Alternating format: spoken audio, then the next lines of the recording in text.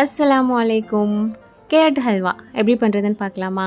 ஒரு 3 பெரிய சைஸ் அளவில் கேரட் எடுத்துகிட்டு தோல் எல்லாத்தையும் எடுத்துகிட்டு நல்லா திருவி எடுத்துக்கலாம்.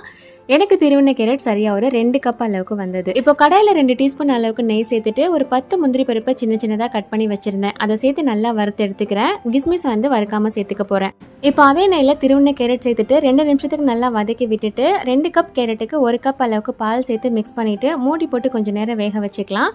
ஒரு 2 நிமிஷம் கழித்து கலந்து விட்டுட்டு 2 ஏலக்காய் தட்டிட்டு சேர்த்துக்கிறேன். திரும்பவும் நல்லா கலந்து விட்டுட்டு மூடி போட்டு பால் வற்றி வர்ற வரைக்கும் நல்லா வேக வச்சு எடுத்துக்கோங்க.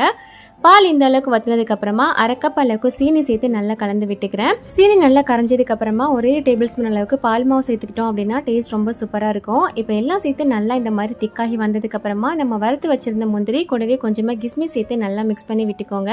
அவ்வளோதான், நல்லா ஆறி வந்துருச்சு அப்படின்னா நம்மளோட கேரட் ஹல்வா சூப்பராக ரெடி ஆயிரும். ட்ரை பண்ணி பாருங்கள்.